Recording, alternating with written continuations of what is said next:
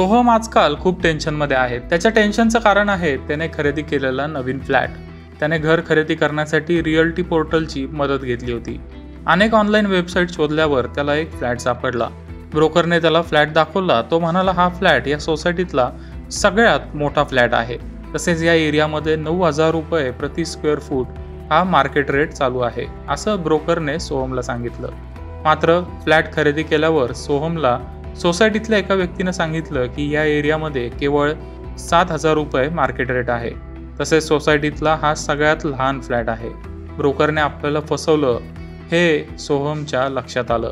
त्यामुळे तो सध्या अस्वस्थ आहे. मात्र आता वेळ निघून गेली आहे, कारण फ्लॅटचं ॲग्रीमेंट देखील झालं आहे. सोहमसारखे बरेच लोक आहेत जे घर खरेदी करण्यासाठी ऑनलाईन प्रॉपर्टी पोर्टलची मदत घेतात. बरेच लोक बाहेरच्या शहरातून नोकरी किंवा व्यवसायासाठी पुणे मुंबई सारख्या शहरांमध्ये येतात. एरिया नवीन असतो, त्यामुळे फ्लॅट शोधण्यासाठी ऑनलाईन पोर्टल हाच एकमेव पर्याय त्यांच्याकडे असतो. ऑनलाईन पोर्टलवर अनेक पर्याय उपलब्ध असतात, त्यामुळे चांगलं घर शोधणं सोपं होतं. मात्र ऑनलाईन पोर्टलवर मालक कमी आणि ब्रोकर जास्त असतात. ब्रोकर ग्राहकांना आपल्याकडे खेचण्यासाठी अनेक आयडिया वापरतात, त्यामुळे ग्राहकांचं नुकसान होण्याची शक्यता अधिक असते. ऑनलाईन पोर्टलवर घर शोधताना आपल्याला खबरदारी घेण्याची गरज आहे.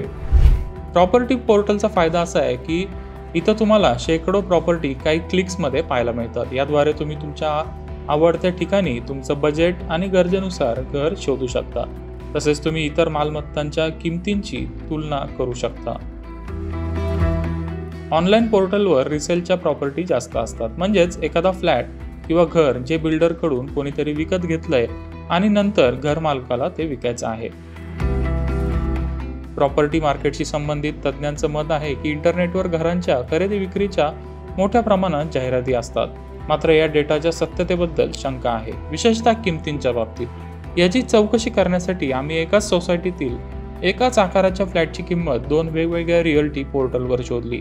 एका पोर्टलवर 1464 चौरस फूट 3 BHK फ्लॅटची किंमत 56 लाख रुपये होती आणि त्याच फ्लॅटची किंमत दुसऱ्या पोर्टलवर होती 78 लाख रुपये.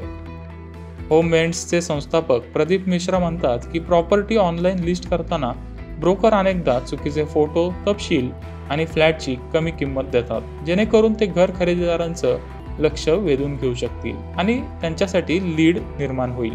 जेव्हा लोक एजंटशी संपर्क साधतात तेव्हा त्यांना सांगितलं जातं की ती प्रॉपर्टी आता विकली गेली, मात्र आम्ही तुम्हाला इतर प्रॉपर्टी दाखवू शकतो. रिअल इस्टेट पोर्टल त्यांच्या प्लॅटफॉर्मवर फ्लॅट, घर, दुकान यासारख्या प्रॉपर्टी लिस्ट करताना प्रॉपर्टी आणि एजंटची पडताळणी करतात का नाही, त्यांची व्हेरिफिकेशनची प्रक्रिया कशी आहे ते आता जाणून घेऊया. रियल एस्टेट पोर्टल्स हैं, कोई भी खास documentation verify real estate agent की, इनफैक्ट ओनर की भी लिस्टिंग की नहीं करते हैं. बहुत सारे रियल एस्टेट पोर्टल्स पे प्राइमरी सेल्स से रिलेटेड जो बुकिंग के प्रोजेक्ट्स होते हैं उनसे रिलेटेड अगर प्रोजेक्ट लिस्टिंग या प्रोजेक्ट बैनर्स या रिलेटेड एडवर्टीजमेंट स्पेस कोई भी कंसल्टेंट्स लेते हैं, उससे रिलेटेड ये लोग उन एजेंट्स का रेरा नंबर जरूर लेते हैं. एंड अदरवाइज रीसेल के केस में या रेंटिंग के केस में कोई खास डॉक्यूमेंट्स नहीं मांगे या लिए जाते, जहां तक मेरी नॉलेज कंसर्न है. जहां तक रियल एस्टेट लिस्टिंग को वेरीफाई करने की बात है, मान लेते हैं जो प्रॉपर्टी लिस्ट हो रही है उसको वेरीफाई करने की बात है, वो एक फील्ड एग्जीक्यूटिव पोर्टल की तरफ से फिजिकली आके उसको वेरीफाई करते हैं. बस यही कुछ प्रोसेसेस हैं जो रियल एस्टेट पोर्टल्स फॉलो करते हैं. बऱ्याच वेळा रिअल इस्टेट ब्रोकर्स त्यांच्या तर्काने आणि लालसेने तुमचं मन वळण्याचा प्रयत्न करतात. तुम्हाला ही भीती दाखवली जाते की तुम्ही फ्लॅट खरेदी करत असलेल्या ठिकाणच्या प्रॉपर्टीच्या किमती लवकरच वाढणार आहेत, कारण काही मोठे इन्फ्रास्ट्रक्चर प्रोजेक्ट येणार आहेत, जेणेकरून तुम्ही घाबरून जाल आणि लगेच निर्णय घ्याल. यामुळे तुम्हाला असं वाटेल की घर महाग होण्याआधी ते घेतलेलं बरं. ऑनलाईन पोर्टलवर मालमत्ता पाहिल्यानंतर तुमच्यासाठी काही ऑफलाईन आणि ऑनलाईन सर्वे करणं महत्त्वाचं आहे. तुम्ही ज्या भागात घर खरेदी करण्याचा विचार करत आहात त्या भागात काम करणाऱ्या काही ब्रोकरशी संपर्क साधा. तुम्ही अशा लोकांशी देखील बोलू शकता ज्यांनी त्या सोसायटी किंवा परिसरात नुकताच फ्लॅट किंवा अपार्टमेंट खरेदी केली आहे. ऑनलाइन प्रॉपर्टी खरीदना रिकमेंडेबल नहीं है, क्योंकि उसके बहुत सारे कारण हैं. रिलायबिलिटी ऑफ प्राइस, बहुत सी लिस्टिंग्स पे प्राइस कम होता है, बहुत सी लिस्टिंग्स पे प्राइस ज़्यादा होता है. सेंस ऑफ ट्रस्ट नहीं है, क्योंकि आपको नहीं पता कि जिसने लिस्टिंग डाली है क्या वो एक्चुअल ओनर है या अगर रियल एस्टेट कंसल्टेंट की लिस्टिंग है। आपको कोई ऐसी प्रॉपर्टी ऑनलाइन समझ आती है जो आपके बजट में फिट बैठ रही है, लोकेशन में फिट बैठ रही है और आपको पसंद आ रही है, उस प्रॉपर्टी को आप फिजिकली जाके जरूर देखें कि जो फोटोज आपने देखी थी क्या वो एक्चुअल उसी प्रॉपर्टी की थी।